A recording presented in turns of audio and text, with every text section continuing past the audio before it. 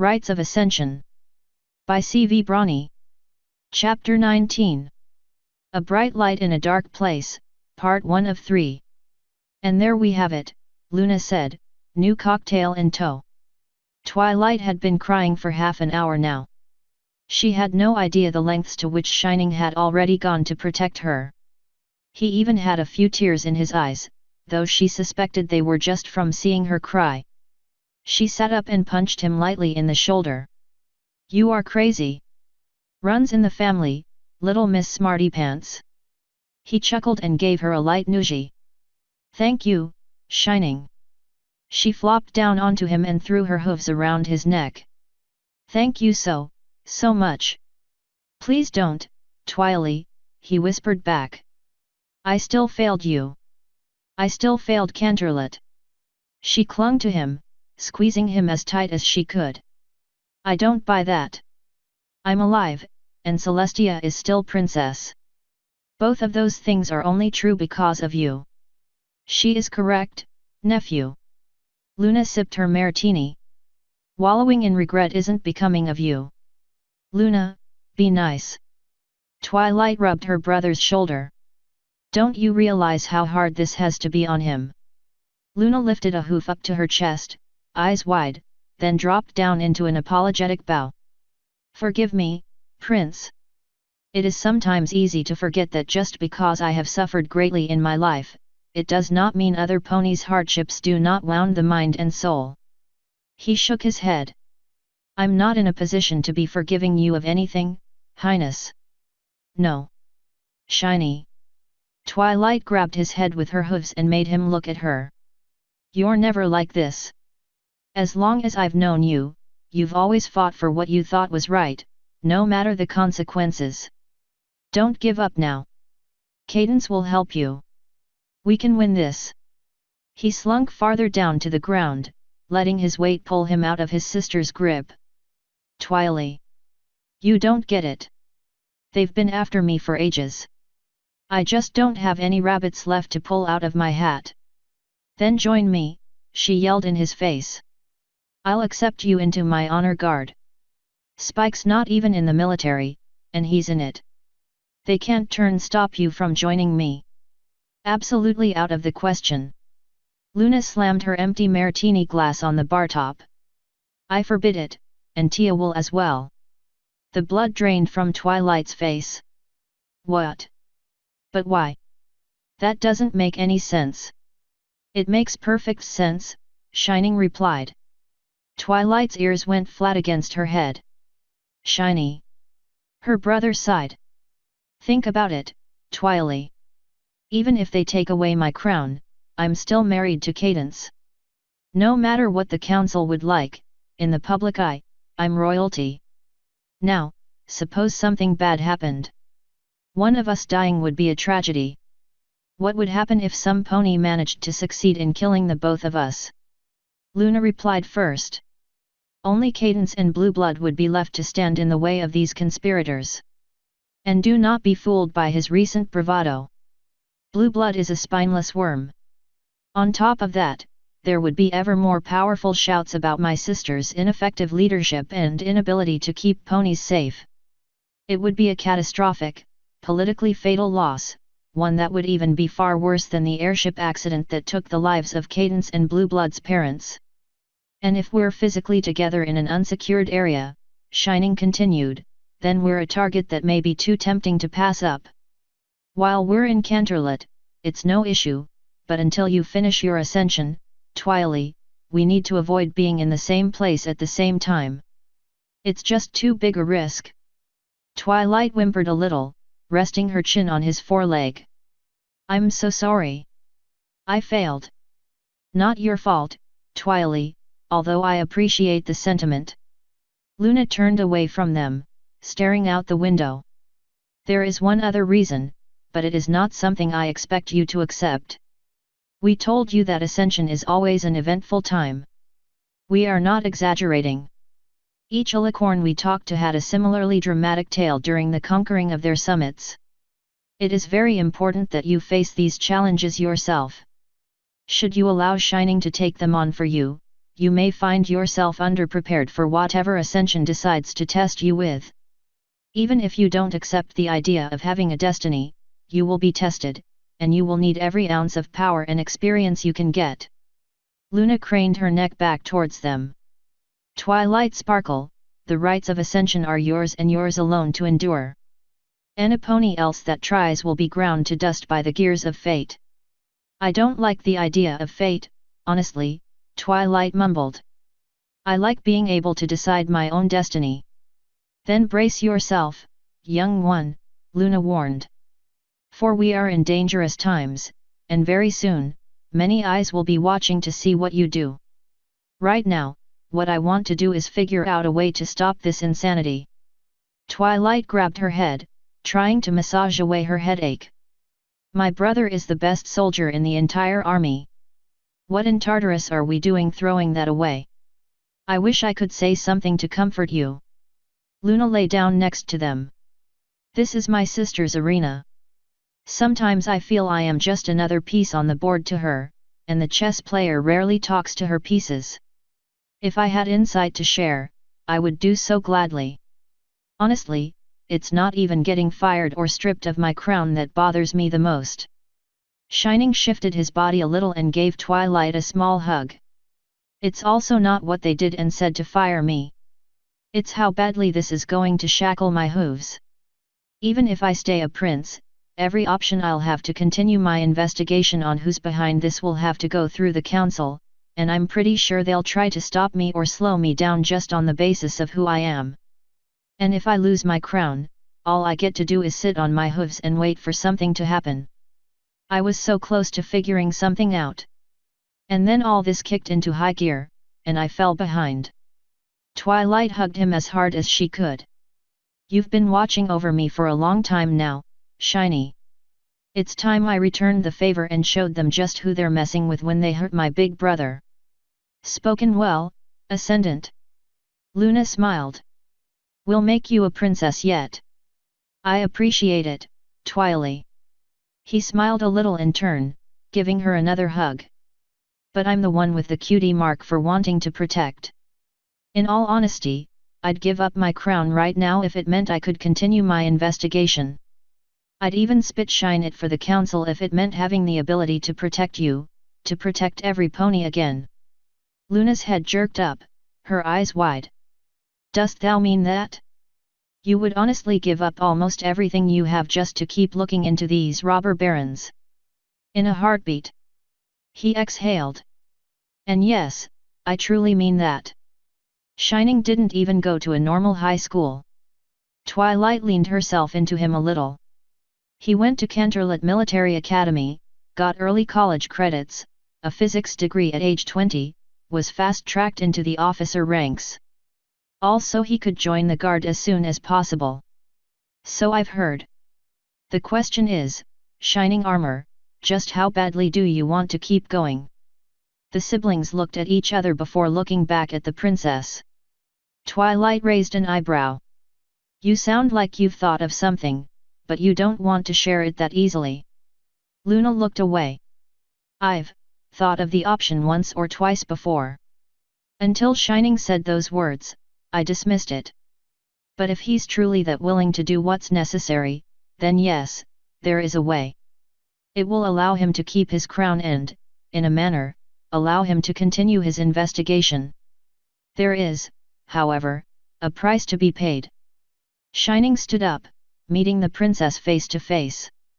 Your Highness, the last I checked, your night guard was full.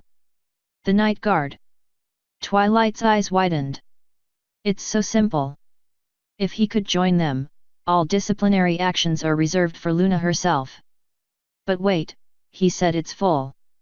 50 soldiers, including your newest one, Shining continued. That's the maximum allowed under your compact with the council, and for that matter, they aren't supposed to do anything other than protect you, not conduct investigations. And there's that, too. Luna smirked, looking at him from the corner of her eye. Come now, Shining Armor. You led the Royal Guard Intelligence Service for 16 years.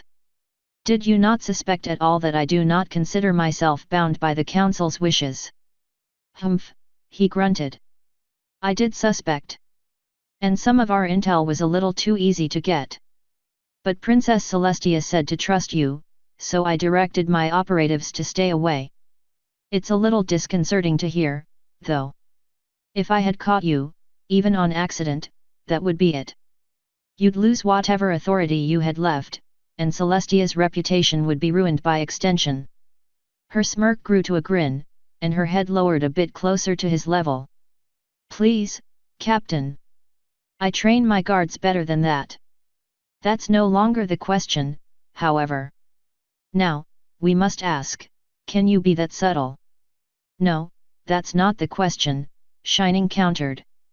The question is, do I even want to join your guard?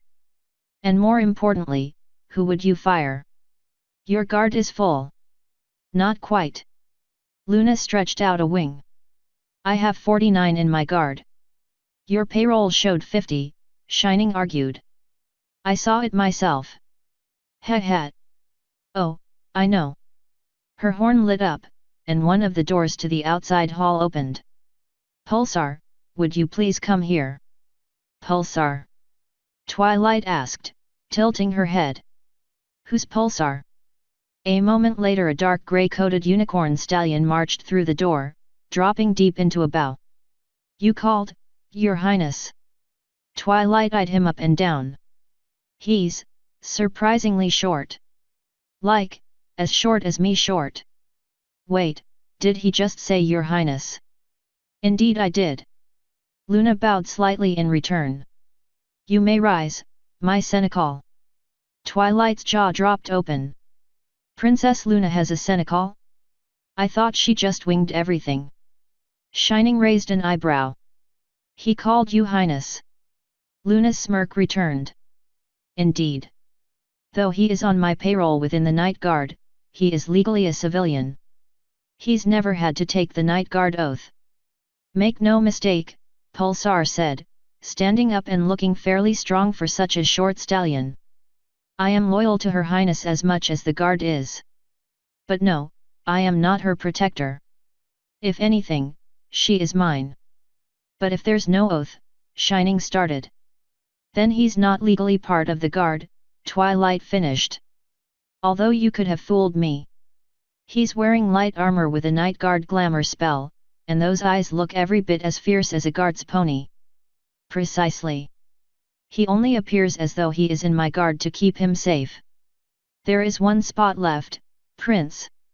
I offer you the ability to continue your investigation in absolute secret, even as Twilight will undoubtedly be conducting hers.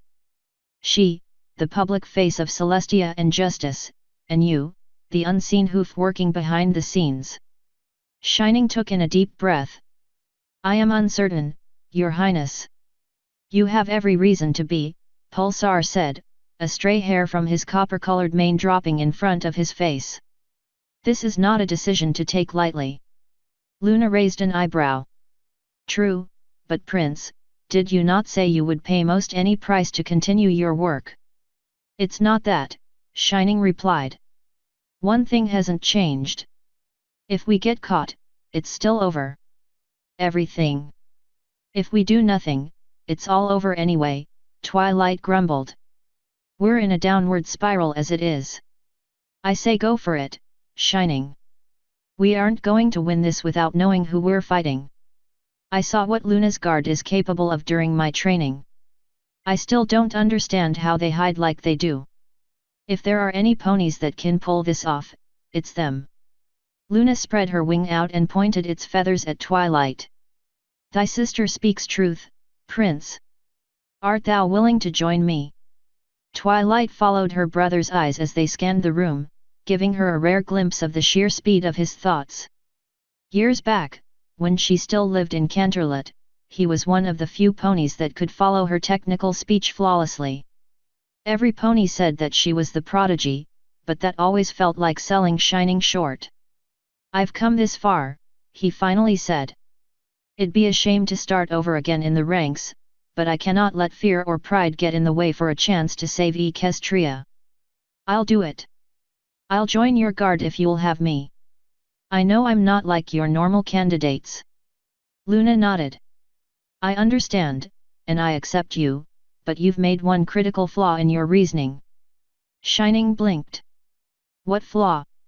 In a bit. Luna turned to her Senecal with a smirk.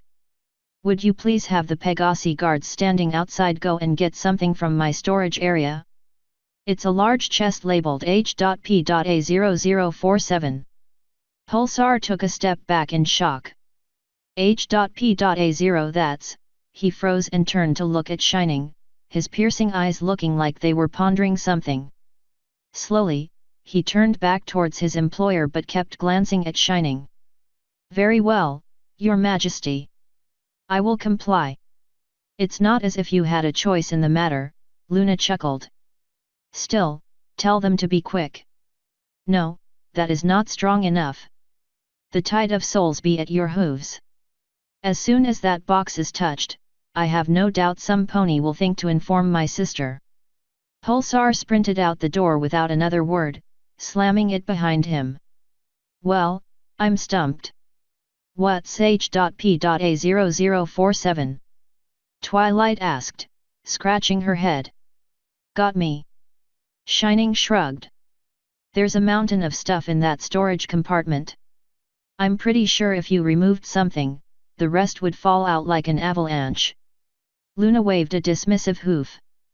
They can clean it up later. Right now, I need that chest, and if we are to do this, we must do so quickly. I have no idea exactly how my sister will react, but I shan't think it will be well. I know this possibility must have occurred to her, but she never mentioned it to me, which tells me she did not wish it to happen. Twilight recoiled as if she'd been kicked. Then should we do this? What if she has other plans? Then she should have shared them with me. Luna growled. Twilight lowered her head down and flattened her ears. Sorry. I do not mean to take out my frustrations on you, Ascendant, but I have too long not been a true princess, locked away in this gilded cage. My sister promised me upon my return such would never happen. I shall not tolerate it any further. If I must be outcast or lose my nation, if I must fail, then I shall do it as an alicorn with my head held high and my spirit fighting, not cowering in front of ponies who are but foals to me. Shining laughed a bit. I suppose that's something I can get behind.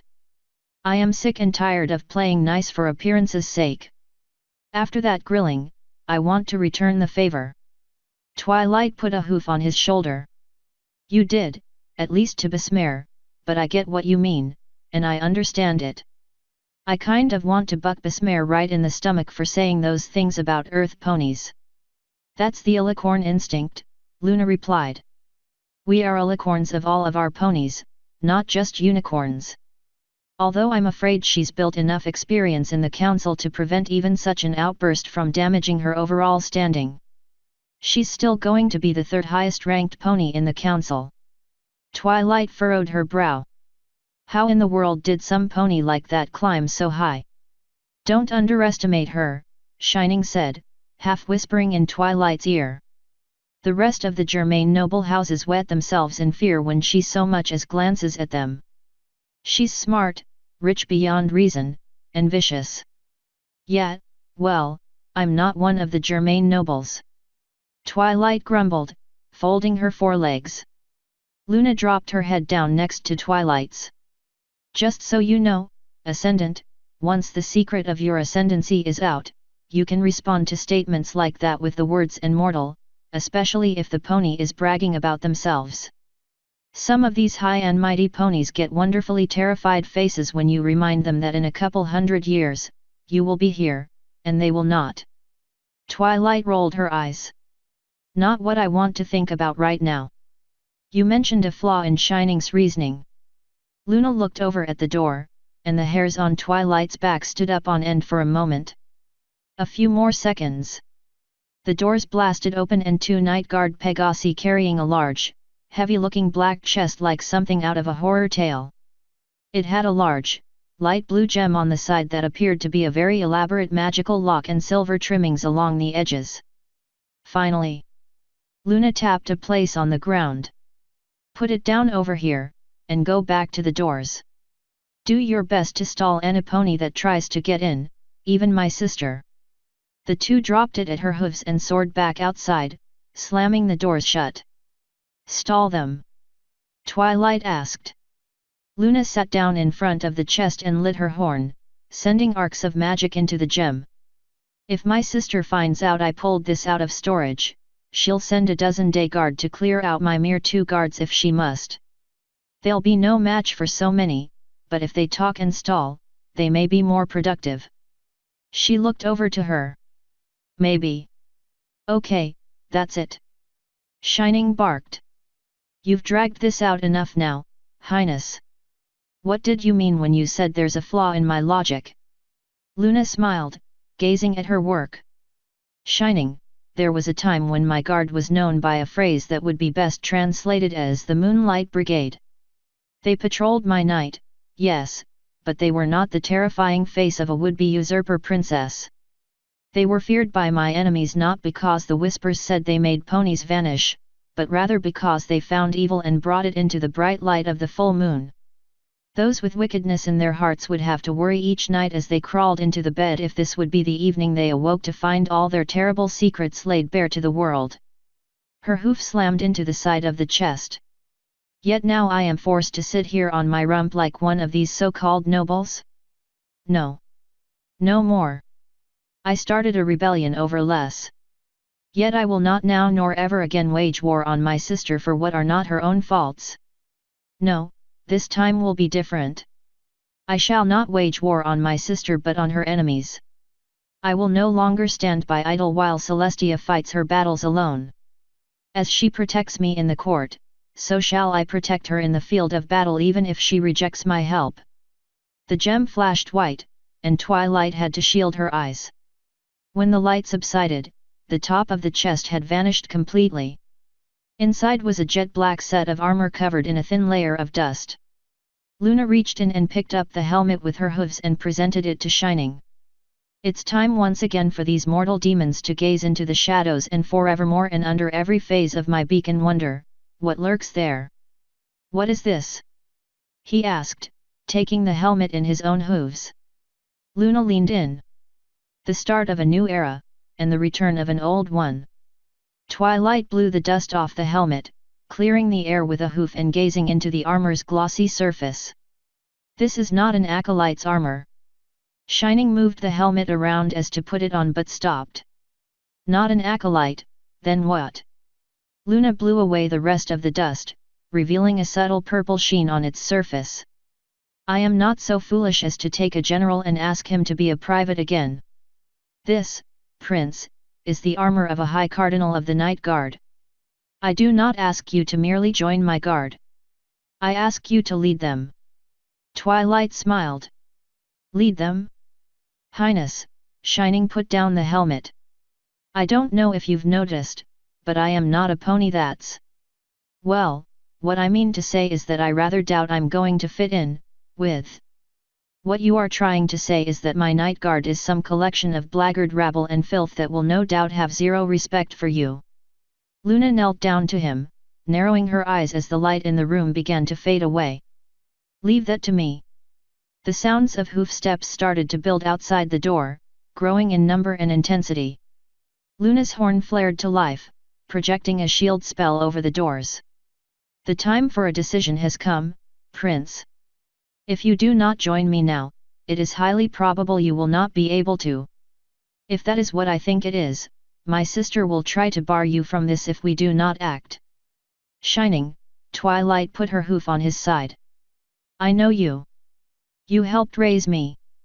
If you don't take this opportunity, you'll regret it.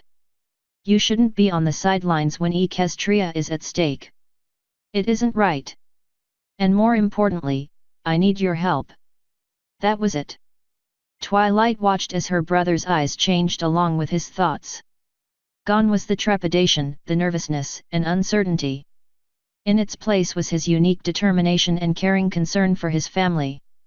He reached out and lifted the helmet with his hooves. Sovereign, he turned it around, closing his eyes, and slowly lowered it onto his head. A dark purple aura grew from underneath it, pulsing faster and faster as the helmet made contact. A whirlwind of magic rushed out of it, growling and roaring as it enveloped the stallion in a dark hue. His coat shifted color, from a white on par with Celestia to a deep grey. The color drained from his mane and tail, and the blackened, fuse-like strands left over lit and burned with a smoldering purple glow at the end of the hairs. His hooves started smoking, embers taking and burning away the blue in them until they were pitch black.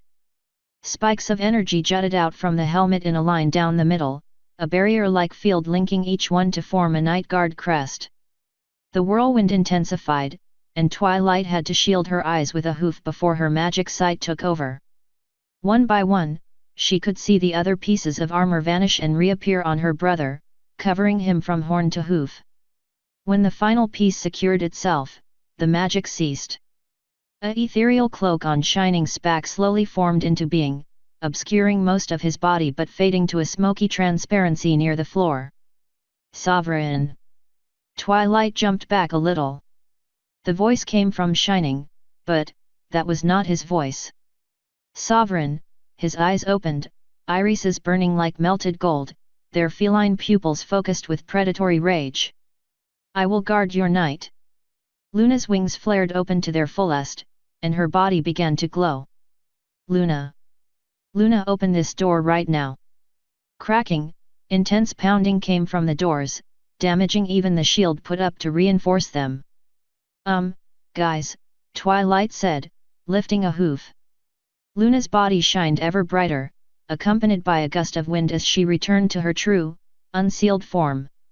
She towered over the stallion, who knelt down to the ground. Luna, damn it, I know you're in there.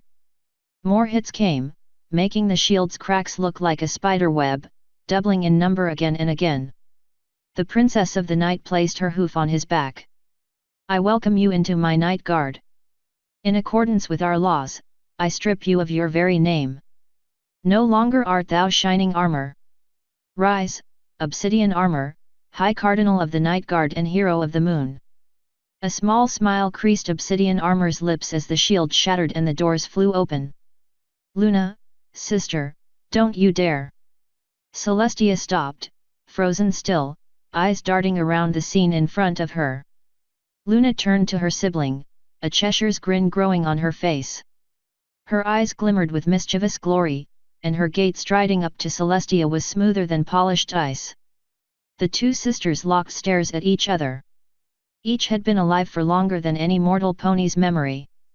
Each had seen and conquered countless horrors, risen to challenges the likes of which even Twilight could only imagine. Their very presences felt larger than life not only to her, but to ponies around the world. Hundreds of lifetimes of feelings, rivalry, and sisterhood were being laid bare in this single moment of pure, unrivaled honesty as Luna spoke first.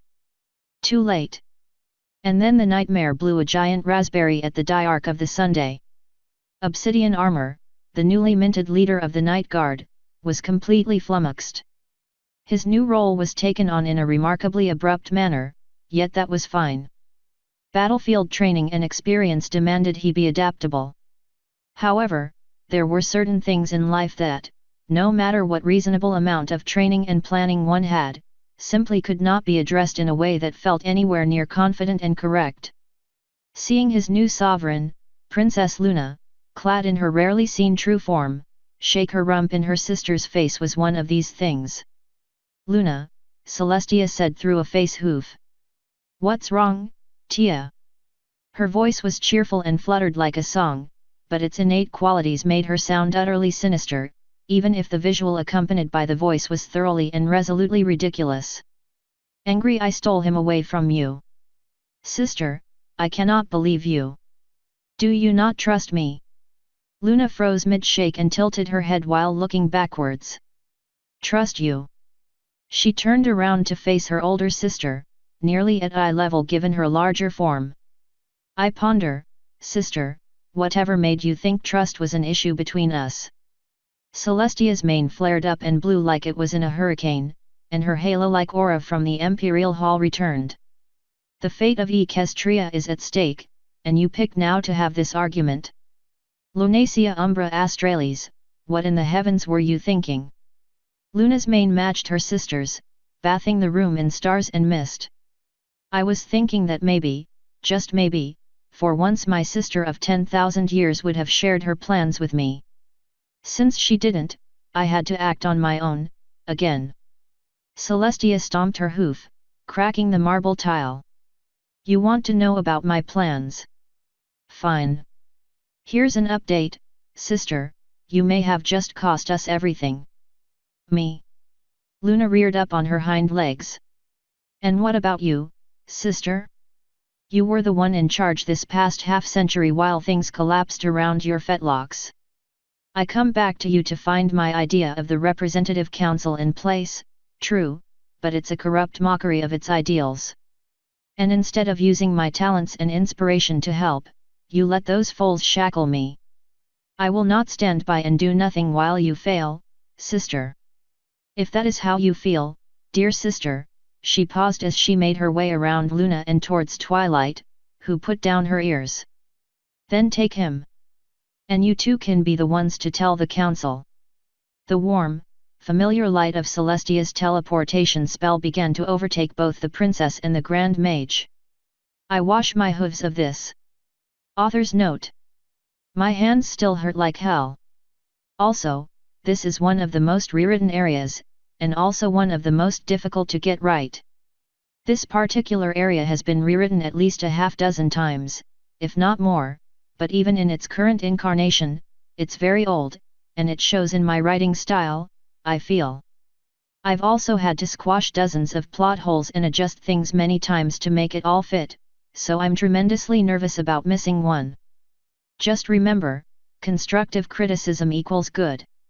Don't be rude, especially to other commenters. Soon I'll be taking a break from all writing and editing for a couple of weeks for my hands to heal. I have a number of possible purchases in mind to help after that, too. Well, hopefully. I don't know exactly what's wrong and I can't see a doc until June, which is when I return stateside. Note that this is not a I have burnout break. I want to write. I wake up each day wanting to write, and it's torture not being able to pound out words like I should be able to. So I'm not leaving, just being quiet to heal. The next, several chapters are bound to be a little bit controversial. Maybe not as much as 16, but still. That being said, I hope that you all still enjoy them, as I tried to put a lot of feels in there. It's just, well, not all happy pony cuddles. Winky face, the missions will start eventually, I promise. Starting in what is currently Chapter 26, aka Block 4. It was Chapter 24, but I had to split 19 a couple of times. Also, expect a few more chapters to come here soon, within the next few days. Because of how linked they are, we edited a few chapters all at once. After that, it'll be break time for me. Thank you all so much for sticking with me. It means a lot that you all still enjoy reading my story. Thank you so much. CV. PS. Don't forget to check out Love and Barriers. It got a Royal Guard feature. PPS. For those mentioning it, dictation software won't work in this instance for a few reasons. 1. I have zero privacy. The wife and I rent just a room with many others in the house. 2. It's $200 on OS X. 3. I write at night, and others are sleeping then. Things might change if and when we move out of here, but that's 6 months out at a minimum. End author's note.